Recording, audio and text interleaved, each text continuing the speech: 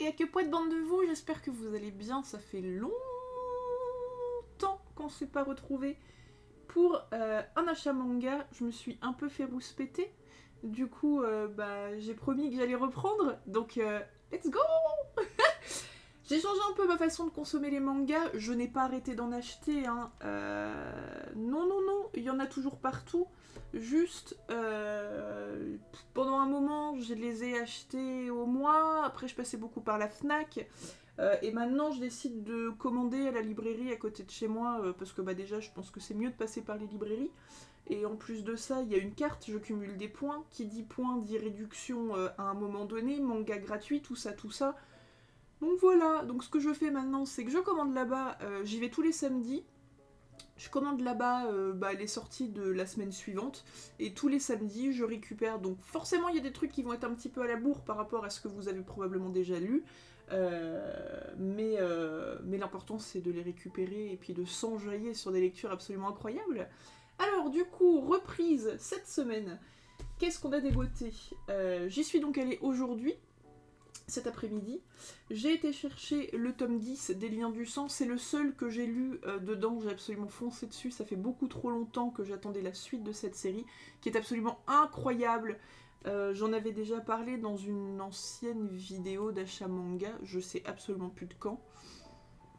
D'il y a longtemps, du coup, hein, où en gros on suit Seishi, qui est un gamin qui est complètement paumé avec une mère qui est, mais c'est même plus accroché à lui, c'est qu'ils sont carrément fusionnés. Il va se passer un événement qui fait que le gamin va complètement vriller. Et là, on est. Comment dire pour pas vous spoil? On va dire que là, on est dans la suite des événements. Où il se retrouve entre guillemets seul avec lui-même et il commence à avoir une réflexion totalement différente dans les tomes précédents. Et on est de plus en plus dans la psychologie où le pauvre pépère il tangue vers le j'essaye de m'en sortir, je me raccroche à d'autres choses, mais je devrais pas forcément, le il sombre totalement. Et encore une fois, à la fin du tome, mais où est la suite en fait? Juste où est la suite? Voilà, c'est vraiment une série. Moi, elle me bouleverse à chaque fois que je lis un tome. J'ai jamais eu l'occasion de lire les autres séries de cet auteur-là. Je sais qu'il y en a d'autres qui sont vachement bien. Je crois que si je dis pas de bêtises, elle a fait Dans l'intimité de Marie, Les fleurs du mal. Si un jour j'ai l'occasion de me les procurer, je fonce, vraiment. Graphiquement parlant, je l'avais déjà dit, mais enfin, c'est. Voilà. Moi, je trouve ça super joli. C'est vraiment très très graphique. Il y a plein de planches où il n'y a pas de dialogue, mais les expressions sont tellement exacerbées et le dessin est tellement bien fait qu'en fait, il n'y a pas besoin de dialogue. On est totalement dedans et on est dans la tête du gamin où c'est un bordel sans nom. C'est c'est vraiment trop bien. Voilà, donc si vous avez l'occasion, si vous aimez la psychologie, les romans psycho et tous ces trucs-là, n'hésitez pas, foncez. Si vous aimez pas ça, n'y allez pas. Voilà. Ensuite, je l'ai pas lu, hein, donc là tout le reste je l'ai pas lu encore, c'est vraiment... j'ai ramené ça tout à l'heure, j'ai voulu commencer à bouquiner, j'ai lu Les Liens du Sang, je me suis écrasée comme un caca, et voilà, la petite sieste du week-end. Cigarette and Cherry, je continue donc cette série qui est trop trop trop mignonne, où on suit... Je sais plus comment il s'appelle. Euh, je ne sais plus, il n'y aura pas son nom là. Bon, bref, on suit un jeune homme, paf, ici, qui est amoureux, fou de cette jeune femme, sauf qu'il est maladroit, mais il est maladroit, mais tellement que c'est trop mignon. Voilà, c'est juste trop chou. C'est des trucs, genre, il se pose des questions sur lui-même, elle est hyper mature, lui, il est... Enfin, voilà, c'est encore un gosse dans sa tête niveau maturité. Il apprend en fait, il est vraiment dans l'apprentissage des sentiments, de lui ce qu'il ressent, comment le transmettre, comment le faire en réussissant à être sincère avec lui-même et être sincère avec elle. Comment pas faire de boulettes parce qu'il veut se protéger en même temps si jamais il se fait rembarrer, comme tout le monde, j'ai envie de dire. Mais il a pas envie de faire des choses à côté ou pas bien pour qu'elle comprenne bien. C'est plein de quiproquos, c'est en parallèle On a un autre couple aussi qui se crée, c'est... Enfin voilà, c'est comment eux ils font, pourquoi lui il galère, il y arrive pas forcément. C'est juste beaucoup trop mignon. Attendez, je vais juste monter un tout petit peu la zik. Voilà. C'est juste beaucoup trop mignon, c'est vraiment... entre guillemets ma petite lecture détente parce que c'est vrai que j'aime bien en ce moment lire des seinen ou des trucs avec des histoires un petit peu dures. Ouais, quand je regarde un peu mes lectures, majoritairement c'est ça, il y a quand même des trucs un peu plus pipou, tant mieux. Mais vraiment, voilà, Cigarette and Cherry, c'est un gros coup de cœur pour moi. Je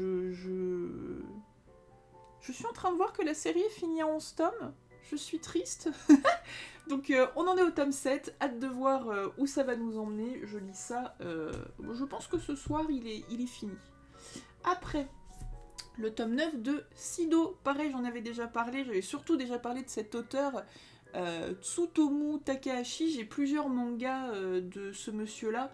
J'avais commencé Nun, c'est très spécial, hein, mais qui parle en gros de si Hitler avait eu des enfants et qu'ils avaient des pouvoirs un peu chelous, histoire de dominer le monde et de continuer toutes les conneries qu'il a fait, ce serait bien, non? Bon, la réponse est non, bien entendu, mais voilà, le manga est en stand-by.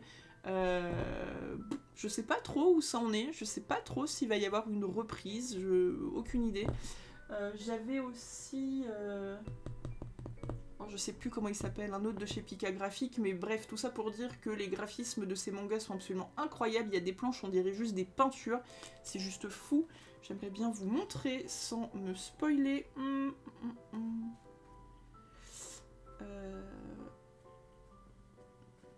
Oh, on va revoir quelqu'un que je déteste dedans. Yes. Il a pas de décor dans celui-là. Bon bref, une planche au pif, de toute façon, tout est joli, je trouve. Voilà. Par exemple, tac. Moi je trouve que c'est hyper soigné, tout est vachement dans le mouvement, c'est très très joli. J'aime beaucoup, voilà, j'aime beaucoup. Histoire pas rigolote du tout, hein, vu qu'on suit deux orphelins qui sont recueillis dans une espèce de secte chelou. On en fait des samouraïs, ils arrivent à se barrer, entre guillemets, de cet endroit bizarre. Il y a des histoires de vengeance, il y a toute l'histoire du Japon avec le pseudo-clan contre l'ouverture du Japon sur le monde, le clan pour l'ouverture du Japon sur le monde, ils se retrouvent un petit peu mêlés à tout ça, à se retrouver à faire la guerre, machin et tout, à couper des têtes, à couper des gens, à couper tout plein de trucs, en plus de leur relation entre frères, ils grandissent, il y en a un des deux, ça devient une espèce de rebelle, l'autre est plus sage, enfin bref, il y a plein d'enjeux dans ce manga, c'est une pépite, vraiment je suis hyper contente qu'il ait été réédité. J'avais pas lu l'original à l'époque, je crois même pas que je connaissais l'auteur à l'époque de la première parution, mais voilà, vraiment, si vous aimez bien, en plus c'est vachement mood samouraï en vrai en ce moment, il y a pas mal de trucs qui sortent là-dedans, dans ces thèmes-là, mais si vous aimez bien les samouraïs, si vous aimez bien, bah voilà, je dirais les graphismes un peu atypiques, parce que c'est beaucoup moins lisse qu'un shonen, ou que des choses peut-être plus grand public, mais vraiment c'est un manga que je conseille aussi, enfin... Très clairement, il y a très peu de choses que je lis, au final je ne vous les conseillerais pas, mais voilà, c'est très bien Sido, c'est vraiment très très cool, donc bah foncez. Après c'est pas une nouveauté, c'est juste que c'est un manga que je voulais me faire depuis longtemps. Pour ceux qui ne connaissent pas leur site internet, Gilbert Joseph a un site où ils vendent beaucoup de mangas d'occasion. J'y vais pas assez souvent en vrai. Mais du coup j'y suis passée la dernière fois et je me suis trouvé le tome 1 de Mermaid Saga qui est absolument incroyable, je l'ai bouffé mais c'était trop bien, je m'attendais pas à aimer autant que ça, par l'auteur d'Inuyasha, Juliette je t'aime, Mao, Radma 1,5. Et le dernier je l'ai plus, c'est le seul que j'ai pas. Enfin bref, très très bon auteur, je trouve. Tout ça pour dire que la dernière fois, je vais sur le site, je me dis tiens, il y a quelques séries que j'aimerais bien essayer de choper, d'autres que j'aimerais bien compléter, je vais regarder ce qu'ils ont, c'est bientôt Noël, on se fait plaisir, tout ça, et je tombe sur le tome 1, 2, 3, 6, 7 de Blue Giant, qui est une série qui parle de jazz et de musique de façon générale. Aimant beaucoup ça, je me dis, je fonce. Donc je me suis chopé les 3 premiers tomes et le 6 et 7 en occasion. Et vu que j'avais un trou au milieu, eh bien je suis allée me commander le tome 4 et le tome 5. Il me restera du coup 3 tomes, si je dis pas de bêtises, à commander pour terminer la série, et après je commencerai alors, je sais pas si c'est la saison 2, si c'est une suite directe, si c'est un spin-off, je sais pas trop, n'ayant pas encore lu la série principale, voilà. J'ai lu les 3 premiers en tout cas, je trouve ça vraiment très très cool, et ils font un truc... En fait, ils font un truc à la fin que je trouve vraiment sympa, c'est que si vous voulez, on suit un lycéen qui apprend à jouer du saxophone et qui est tombé mais amoureux de jazz, et il veut devenir le plus grand jazzman du monde. Bon, on lui souhaite, hein. Du coup, il répète tous les jours sur les berges. Enfin, voilà, il arrive à se faire repérer. Là où j'en suis, je suis à la fin du tome 3, j'ai pas lu le 4 encore. Il commence tout juste à avoir son nom sur les lèvres de certaines personnes. Du coup, là, je crois qu'il se préparait à faire un petit concert ou à montrer un peu ce qui valait tout ça. Mais ce que j'aime bien, c'est que du coup, dans chaque tome, il va rencontrer des nouveaux personnages, donc que ce soit des gens dans un bar, ou que ce soit des gens du lycée qu'on voyait pas forcément dans les autres tomes et qui vont émerger pour une raison X ou Y dans un tome. Et en fait, à la fin, vous avez quelques pages, alors, par exemple dans celui-là ça va être 3 pages, où on va voir les personnes qu'on a croisées dans le tome, quelques années plus tard, où ils vont nous parler du héros, en mode, oui, à l'époque... attends, c'était quoi la dernière fois? C'était genre, oui, à l'époque, je lui donnais des leçons de saxophone. J'invente un truc, hein, mais en gros, je lui donnais des leçons de saxophone gratuits, parce que vraiment, j'avais décelé un talent chez lui. Si j'avais su où il allait en être aujourd'hui, ce n'est pas une Lamborghini que je lui aurais demandé, c'est un manoir, quoi. Genre, enfin, juste des petits tips, genre... vous regardez un reportage à la télé sur un acteur, ou sur un chanteur, ou sur un musicien, et vous voyez sa carrière quand il était jeune, et vous avez l'interview des gens, genre des années plus tard, qui parlent de lui, comme s'ils romançaient un petit peu les souvenirs qu'ils avaient de lui quand ils étaient jeunes. Et je trouve que c'est tout con, mais je trouve que ça donne une plus-value au manga qui est géniale. Et du coup, à chaque fois qu'on ferme un tome, on est là, non mais attends, mais il a réussi ou pas? Enfin, il est devenu quoi? Bon... Dès le premier tome, on a des petites pages comme ça, donc on se dit que, ouais, il y a forcément un truc, le gars, il va réussir à faire un truc de fou. On n'est pas dedans encore, mais on le sent, quoi. Mais du coup, je trouve que c'est vraiment, vraiment super cool. C'est 3-4 pages, même pas, des fois peut-être 2-3 pages, mais c'est con, mais je crois que c'est vraiment les petites pages du manga que je préfère. Voilà. Graphiquement, c'est très très sympa. Je suis pas spécialement amatrice de jazz, j'en écoute pas, en fait. Bon, c'est pas un style qui me rebute particulièrement, mais c'est vrai que c'est pas un style que j'écoute. Mais à côté de ça, enfin voilà, il y a des noms qu'on connaît quand on s'intéresse un peu à la musique, qui sont à l'intérieur du bouquin, quelques petits trèfles, il y a des trucs rigolos par-ci par-là, on sent vraiment la passion, je pense, de l'auteur, parce que quand on écrit des bouquins comme ça, on est obligé de se passionner, je pense, pour certains sujets, c'est hyper agréable. On a des petites planches couleurs dedans, ça m'a surprise, je m'y attendais pas. Les graphismes sont très très jolis. Enfin, je trouve vraiment que c'est pas atypique comme les liens du sang ou comme Sido, mais ça a quand même sa petite touche.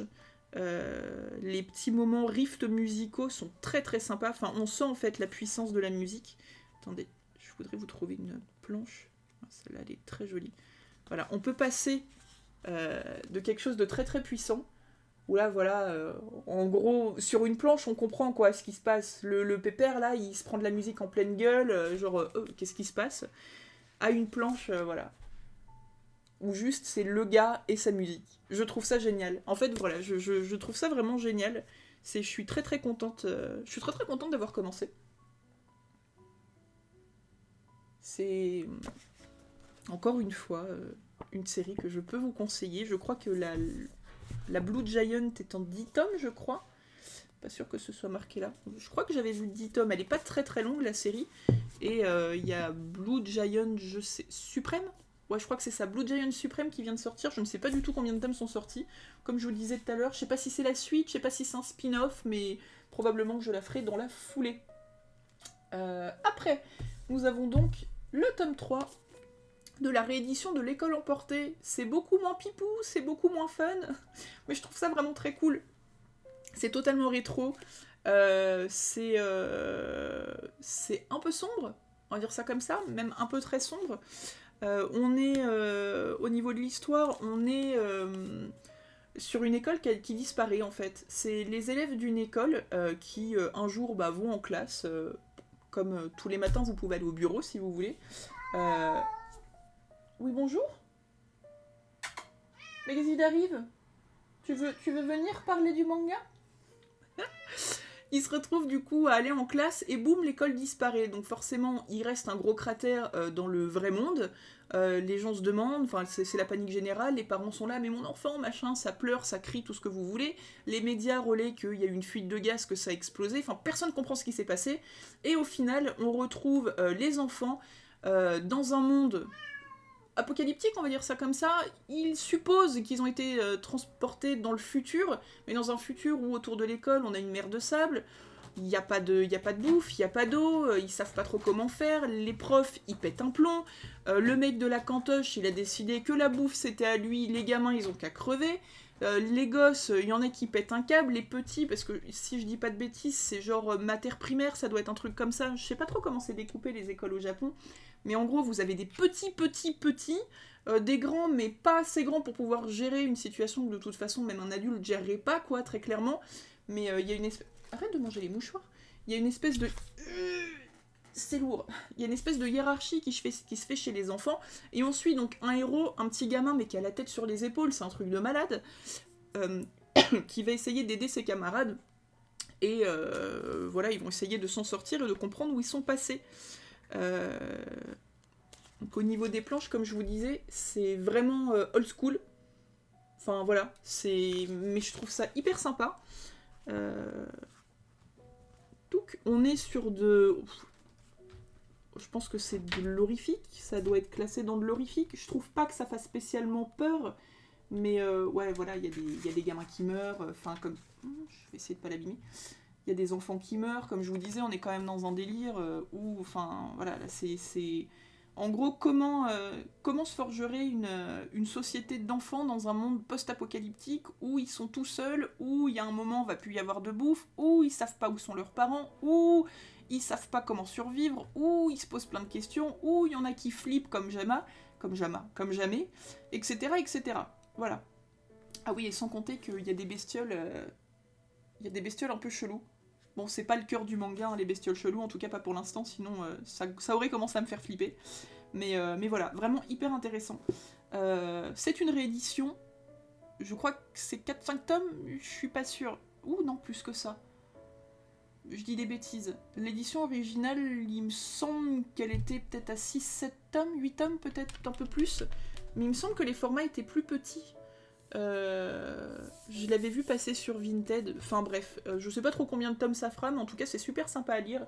Voilà, si vous aimez pas trop le genre horrifique, je vous le conseille pas du tout. Si vous aimez bien explorer un petit peu de nouveaux genres au niveau des mangas, je vous le conseille de ouf, moi c'est comme ça que je suis tombée dessus.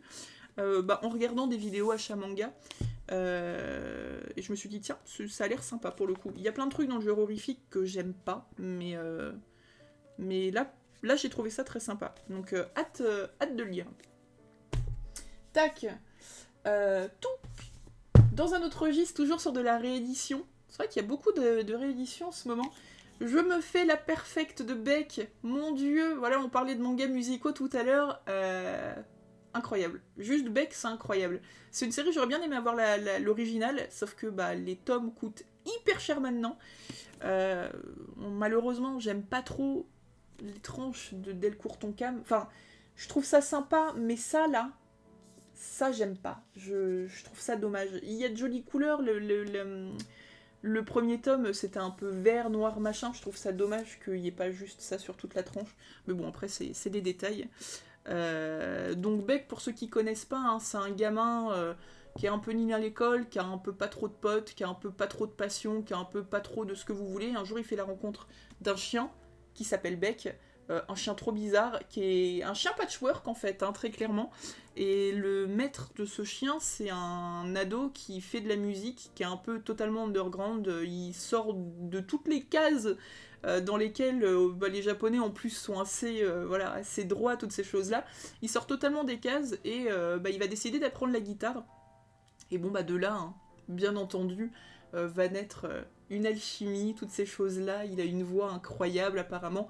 Si le manga vous rebute un peu, vous pouvez essayer, enfin vous rebute, non pas vraiment, vous intéresse, mais vous savez pas trop, machin. Il y a un animé qui est très très cool, et en plus, moi pour avoir vu l'animé, je refeuille et je redécouvre le manga, et j'ai certaines musiques dans la tête, c'est hyper agréable. Pareil, comme je vous le disais, pour Blue Giant, où il y a des refs de chanteurs qui existent, côté jazz, là on a pareil côté rock, sauf que là pour le coup c'est totalement des trucs que j'écoute, donc c'est trop cool, je kiffe vraiment retrouver des rêves comme ça, c'est vraiment hyper agréable. Donc au niveau du graphisme, qu'est-ce qu'il essaye de faire? Il est con. Il apprend à jouer de la guitare, il commence déjà avec les yep, c'est mal barré. Au niveau des graphismes, c'est plus un truc très très récent, hein. Je sais pas de quand ça date, Beck, mais c'est pas... Voilà, c'est comme je vous disais, c'est une réédition. Mais c'est pas moche, quoi. On sent sur certaines planches que c'est pas tout jeune, mais à côté de ça... voilà, hein, comme pour Blue Giant, quand ça doit envoyer du lourd, les passages de l'animé où ça envoie du sexe sur des rifts et des trucs comme ça, on l'a en fait. Et je trouve que c'est super cool. Enfin, moi vraiment, j'aime beaucoup les mangas qui parlent de musique. Des fois, je trouve ça un peu dommage parce que c'est vrai qu'il manque le son. Hein. Enfin, ça paraît débile dit comme ça, mais je trouve que quand les mangas arrivent à bien vous emmener, même si on sait pas forcément quelle musique l'auteur avait en tête, ça arrive à nous emmener et on a quand même des petites mélodies et je trouve que c'est hyper agréable quand on bouquine. Donc voilà, tome 2 de La Perfecte de Beck. On arrive sur les 2 gros achats de la semaine. Bon, il y en a un, je triche un peu, je l'ai eu au courant de la semaine, donc je le mets quand même, et c'est un cadeau de Noël, donc c'est pas vraiment moi qui l'ai acheté. Mais bref. Je continue avec Mangetsu, découverte d'un auteur que je connaissais pas du tout, qui est Junji Ito, le maître de l'horreur. C'est absolument incroyable ce qu'ils font, en vrai. Donc les chefs-d'œuvre de Junji Ito, le tome 1, comment dire, j'ai plus le mot, on va faire ça en mode j'ai pas de vocabulaire, mais les livres, les covers, le travail d'impression, il est incroyable. C'est le 3e, si je dis pas de bêtises, oui c'est ça, il y a eu Tomier et... j'ai lu les 2. Et... Sensei sans... Oh, je sais plus, excusez-moi. Vu que j'ai pas la lumière allumée. Sensor, voilà. Qui sont sortis aussi dans cette édition-là. Super beau. J'ai les 2, j'avais acheté les 2 aussi, Guillaume et Spiral de chez Delcourt Tonkam, je les ai pas lus encore. J'ai lu pourtant les 2 de Mangetsu et je trouve ça très très cool. Alors, le maître de l'horreur... Pour ceux qui s'y intéresseraient de loin et qui oseraient pas forcément y aller, moi perso je trouve que ça fait pas peur. Voilà, je suis pas effrayée. Ben oui, mais qu'est-ce que tu fais, Jean-Michel? Je suis pas effrayée quand je lis du Junji Ito.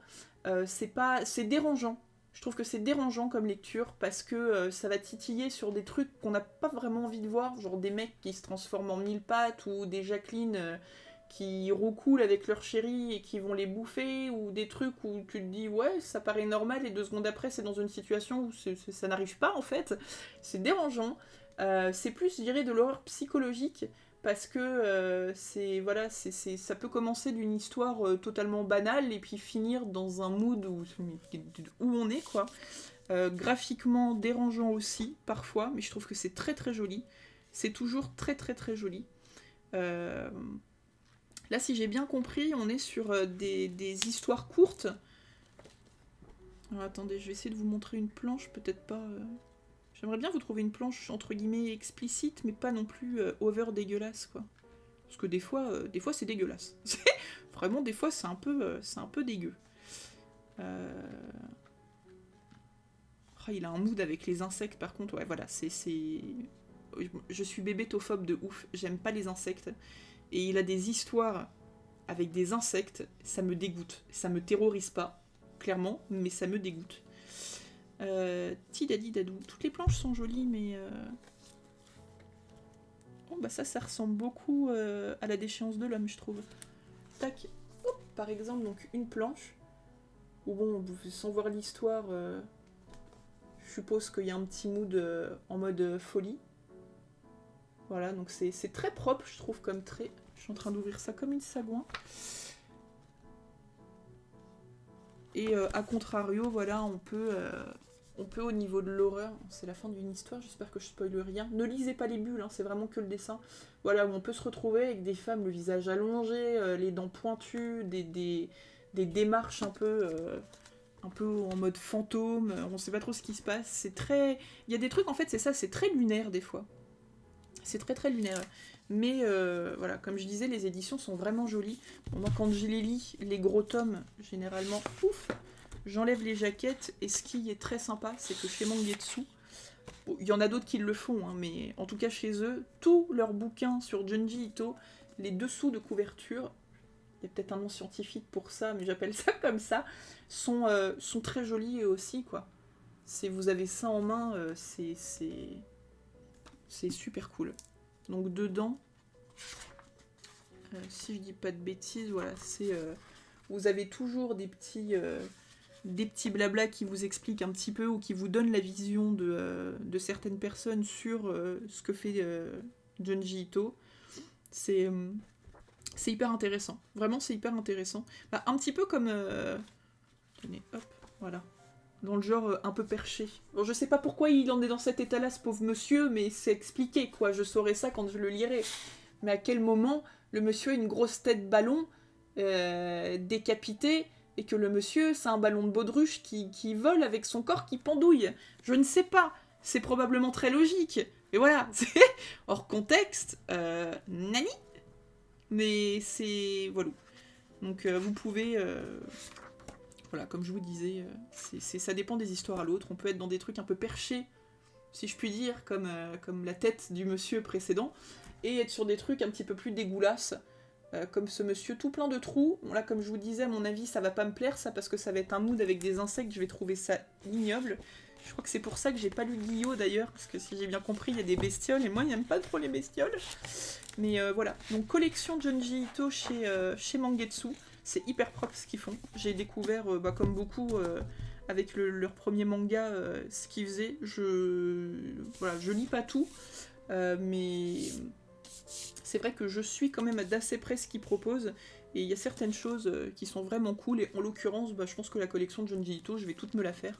Je suis pas sûre de tout aimer, mais ne serait-ce que pour la beauté des bouquins et pour voir un petit peu, c'est très très sympa. Donc là, il disait Tomie s'en sort, c'est déjà fait. Les chefs-d'œuvre de Junji Ito, le 1, c'est celui-là. Il y a donc le tome 2 qui va sortir, et d'ailleurs, si je dis pas de conneries, il y a Magla, la streameuse, que je trouve très très cool. J'aime beaucoup cette nana qui va écrire dedans. Donc je pense que ça va être soit le petit blabla qui a avant, soit celui qui a après, avec son ressenti, son expérience par rapport aux lectures de Junji Ito. Frankenstein, Zone fantôme, le journal de Soichi, Fragment d'horreur, l'école décomposée et la mort amoureux. Voilà. Le mort amoureux, pardon. Pour la suite des parutions, donc je pense que 2022, 2023, peut-être même 2024, en tout cas on n'a pas fini d'en entendre parler. Je sais pas s'il fait encore des trucs actuellement, mais c'est... Bon, voilà, on peut pas, qu'on aime ou qu'on n'aime pas, on peut pas, c'est indéniable, le monsieur est un grand auteur du genre horrifique, et c'est un plaisir. Voilou, et bien écoutez, pour conclure, putain je pensais pas faire une demi-heure, je parle beaucoup trop, je suis désolée. Vous me direz en commentaire s'il faut que je ferme ma gueule, hein, mais... J'aime bien les mangas, du coup j'aime bien en parler, c'est chiant. Du coup, le clou du pestacle, je me suis fait offrir par ma maman pour Noël le coffret numéro 1 de One Piece. J'aime beaucoup cette série, je vous avoue que savoir qu'il y a 100 tomes, ça m'a rebuté, ça fait longtemps que j'aimerais bien la commencer, mais plus ça va, plus il y a des tomes, MDR c'est normal, mais donc plus ça va, moins j'ai la foi, parce que j'ai plein de séries à finir, c'est chiant. Du coup, c'était un peu l'occasion qui fait le larron. Donc le coffret East Blue, qui comprend le premier arc, donc les 12 premiers tomes, je trouve les coffrets très très jolis. En plus, vu que j'ai des Billy et que les Billy, les grands en tout cas, sont en double profondeur, je peux les mettre hop, comme ça dedans. ça prend pas trop de place, c'est cool. J'ai été regarder d'ailleurs, bon je pense que tout le monde est à peu près renseigné là-dessus, mais il va y avoir des coffrets pour quasiment tous les arcs. Là il existe déjà, je crois que c'est au Japon, hein, pour les 90 premiers tomes. Les coffrets sont tous absolument canons. Si j'ai bien compris, ils seront tous disponibles en vente avec les bouquins, donc je crois que c'est 82 €, ou sans les bouquins, ce qui est forcément beaucoup moins cher. Je pense me les procurer sans les livres, histoire de pouvoir les acheter au fur et à mesure. Mais voilà, vraiment, je trouve que c'est une bonne idée, c'est une jolie plus-value, c'est voilà, très joli. Ils auront tous des noms spécifiques, je sais plus exactement, je me suis arrêtée à l'animé sur le dernier arc, je n'ai pas continué, non pas par désintérêt, mais parce qu'entre les streams, entre les bouquinages, entre les jeux à côté, tout ça, j'ai pas le temps. Les animes, j'avoue qu'en ce moment, c'est que ce qu'il y a sur Netflix pendant que je mange, ou voilà, c'est très rare autrement. Et malheureusement, les One Piece ne sont pas dessus, et le dernier arc encore moins.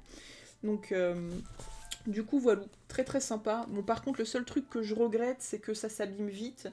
Vous voyez, quand je l'ai chopé à la librairie, je l'ai fait mettre de côté parce qu'il n'était pas bigné du tout. C'est du carton. Voilà, c'est pas énorme, mais je suis toquée, du coup ça m'énerve. Là c'est un peu fripé quoi. C'est pas cassé, c'est fripé, mais on voit bien que c'est de l'espèce de carton dessous, ça doit être un truc ondulé. Le mec il a dû juste le poser, et peut-être que... je sais pas, peut-être qu'il l'a posé un peu trop fort, ou j'en sais rien, mais... Bon, du coup ça a marqué. Mais bon, bref, ça n'enlève pas le plaisir. Que je commence enfin les One Piece, au secours, je vais encore hypothéquer ma maison ou vendre mon chat, ça lui fera les pieds. Pour pouvoir me la faire en entier. Mais je suis très contente de me lancer là-dedans. Bon, je les ai déjà vus, donc je pense pas que je vais les relire. Je commencerai probablement ma relecture quand je serai à l'arc, je sais plus comment il s'appelle, mais où ils sont tous en kimono, avec des katanas et tout, que c'est beaucoup trop stylé et tout pipou partout. Donc pas tout de suite, mais en tout cas, voilà. Je commence enfin, et ça c'est cool. Voilou. Je crois que c'est tout, c'est bien déjà. 30 minutes pour 2, 4, 6, 8, une dizaine de mangas. On s'améliore, tout va bien. Donc je vous donne rendez-vous samedi prochain pour les achats de la semaine prochaine. Je sais pas s'il y en aura toutes les semaines, parce que là je sais que ce mois-ci, en fin de mois, il n'y a pas grand-chose. Ou sinon je vous le ferai, même si c'est que pour 1 ou 2 bouquins. Voilà, et visiblement j'arrive à avoir des trucs à dire pour à peu près tout. Peut-être même un peu trop.